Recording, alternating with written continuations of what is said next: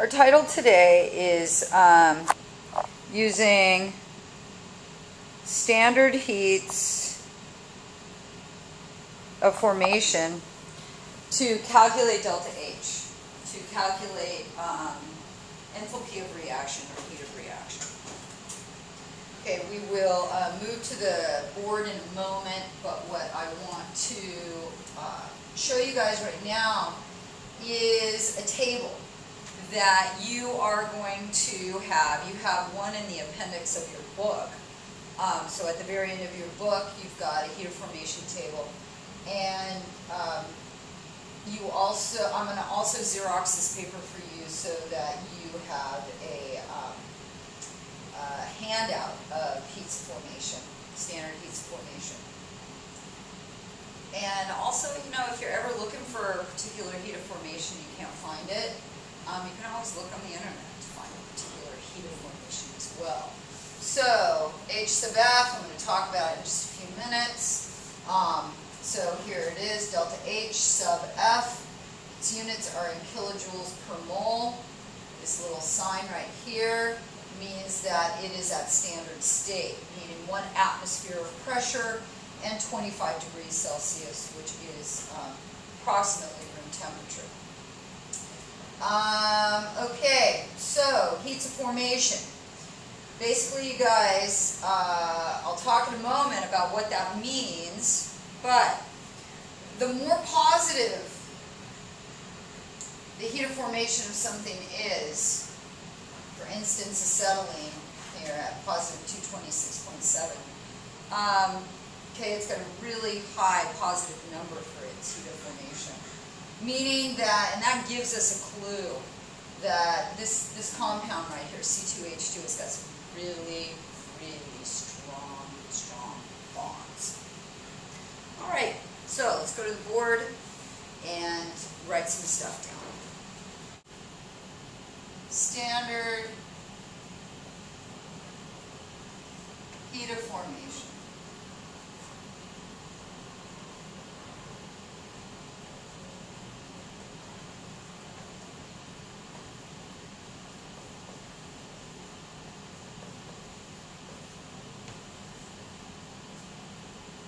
All right. So yesterday we talked about heat of reaction, delta H.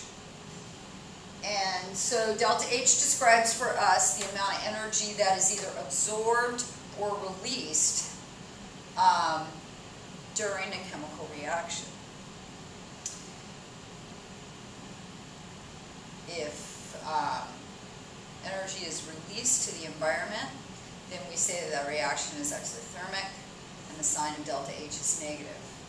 If that reaction absorbs energy from the environment in order to build product bonds and break reacting bonds, then the delta H for that reaction is going to be positive, and did I say it already? That reaction is endothermic. Okay. So how do we figure out delta H? How do we figure out the heat of reaction? There are numerous ways that we can do it. Today we are going to be using heats of formation to calculate delta H. We will use in this chapter something called Hess's law to determine delta H, heat of reaction. And we can also use calorimetry, which we will do in this chapter, to figure out heat of reaction. Later, when we talk about bonding, we can also use bond energies to calculate heat of reaction as well. But we won't do that until we study bonding. And then I'll show you that way for determining delta H. Okay, so heat of reaction. Heat of reaction, delta H, can be determined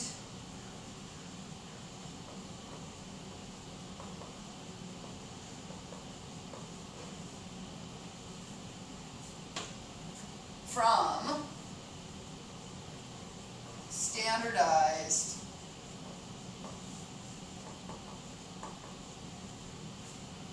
heats of formation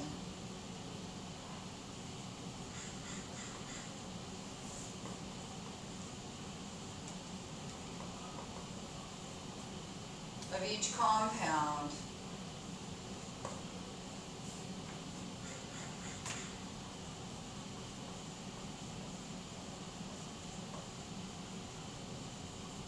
involved in a reaction.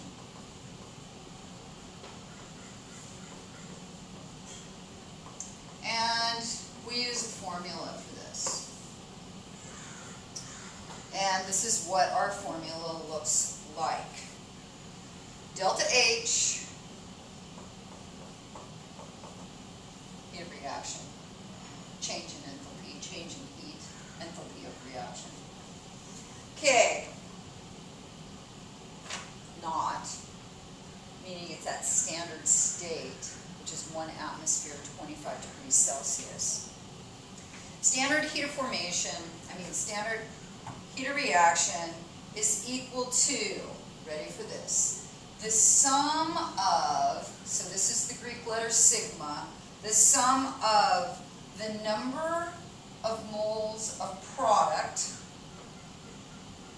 times their heats of formation, okay, and this is for products. And you'll see in a minute, you guys, this is easier than our books. Minus the sum of the number of moles of reactants times their heats of formation, okay, and these are reactants. Okay, this looks like a really intimidating formula, but it's not. And as a matter of fact, you guys, you end up using it far more than you should on a test. You can try to use this formula for everything, even when it's not appropriate. Okay, so I think you can see it all. All right. Now, what are these heats of formation, okay, that I speak of? And I think what I want to do, because, it'll be all right. So, at standard state,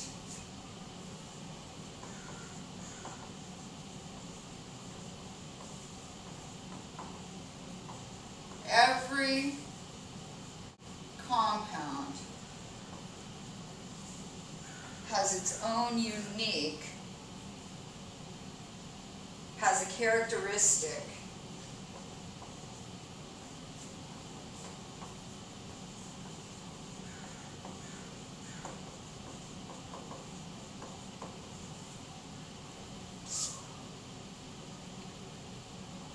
heat of formation.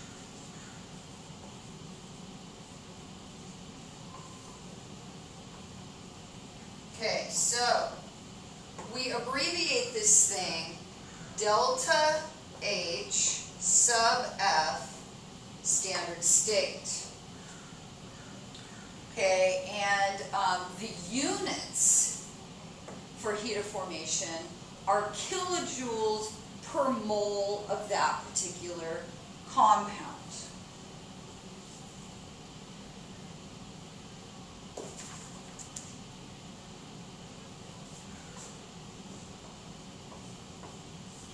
kJs per mole, okay? That's K. Kilojoules per mole of whatever that compound is.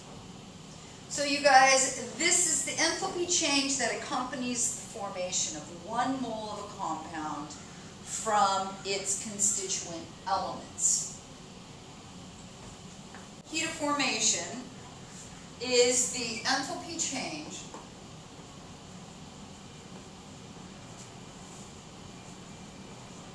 associated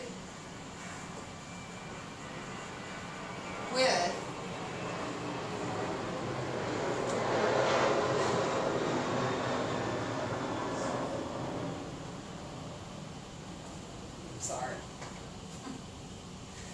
change that accompanies, I'm going to keep it just like I have it here, that accompanies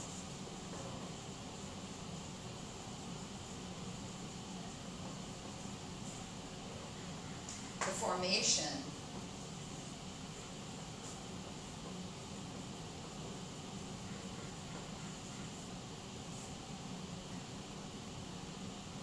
of 1 mole of a compound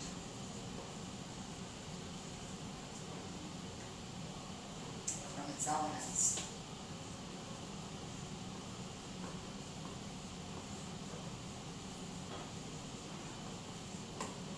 So what is that? What does a reaction? What is a reaction that would illustrate a formation reaction? Well, let's say we have solid carbon, elemental, reacting with oxygen gas, elemental. And these are the way, you guys, we always think of them as the way that they exist in nature on this planet, in their elemental form. So carbon is always a solid. Oxygen on its own, when it's elemental, it's diatomic, so it's always O2. Okay, forming, let's just say carbon dioxide gas. Okay, and it's balanced just like it is. Okay, you guys, this reaction is a formation reaction for carbon dioxide from its elements. And the change in heat, the enthalpy of the reaction, has its own special subscript, which is a formation. Okay, it's a heat of formation of carbon dioxide from its constituent elements. And if I look at my table right here that you will have, let's find some carbon dioxide. I hope it's here. It is. Okay, its heat of formation is negative 393.5 kilojoules per mole. So for every mole of carbon dioxide formed from oxygen, gas, and carbon, there are negative 393.5 kilojoules associated with it. Or we could say 393.5 kilojoules of heat exit, right? This thing is exothermic. So the sign and the magnitude, the sign and magnitude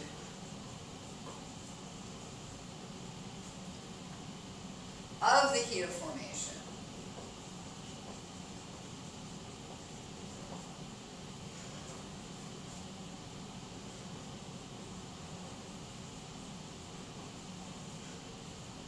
of a substance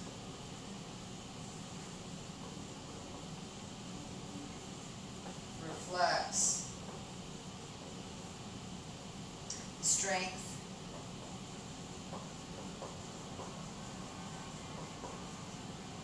of the bonds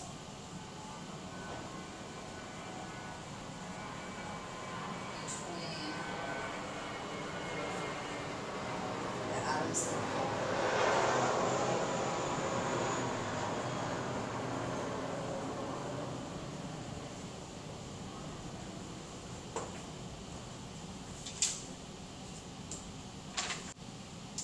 Okay, the heat of formation of any free element like these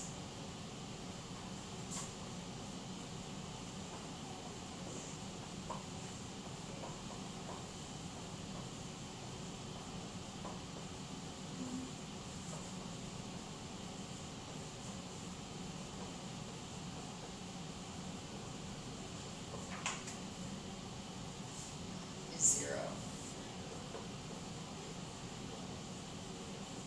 Okay, because they're not forming from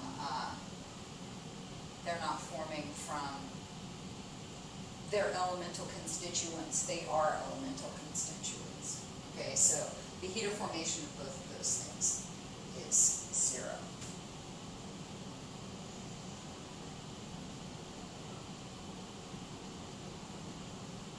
Okay.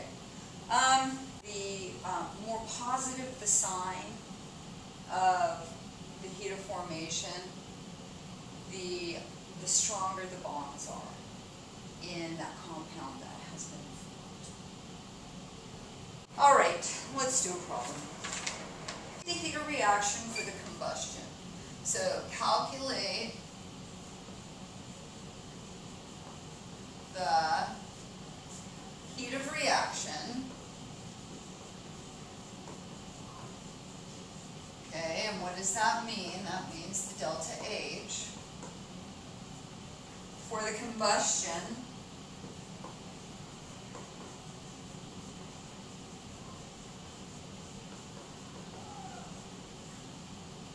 of hydrogen sulfide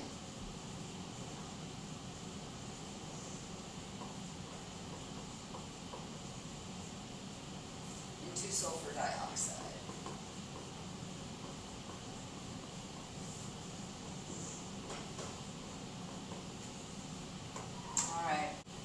So here is our equation. We've got 2H2S, and this is a gas. So 2 moles of hydrogen sulfide combined with 3 moles of oxygen to give us 2 moles of water vapor plus 2 moles of sulfur dioxide. All right.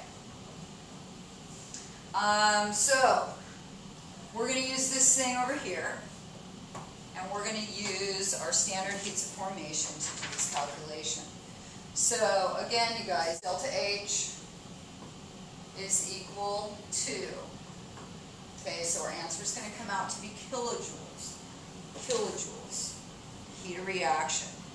Okay, so what we are going to do is we are going to take the heat of formation of the reactants, the sum of them, minus the heat of formation of the products.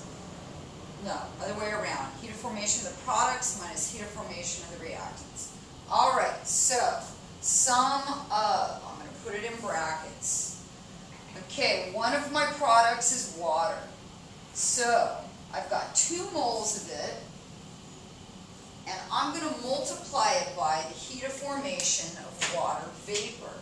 Okay, the heat of formation of water vapor is negative 242. Okay, where did I get this negative 242? I got it off of this paper, this heat of formation paper. All right, and okay, it's the sum of the products. So plus my other product is sulfur dioxide. I have 2 moles of it, and its standardized heat of formation is going to be negative 297. And again, got that off of the paper.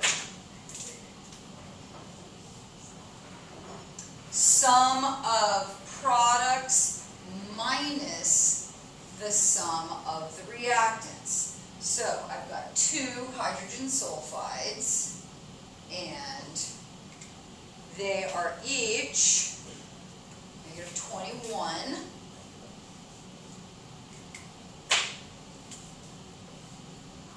plus 3 oxygens. But oxygen is elemental, so its heat of formation is going to be what? It's going to be 0. Okay, so if I do this math, you guys, 2 times negative 242 is negative 484 plus negative 594, right? So I've got all of this minus negative 42 plus what? 0. right? So this is going to be negative 1078 minus negative 42, right? And if I'm subtracting a negative, I'm really adding a positive. So it ends up being negative 1,036 kilojoules.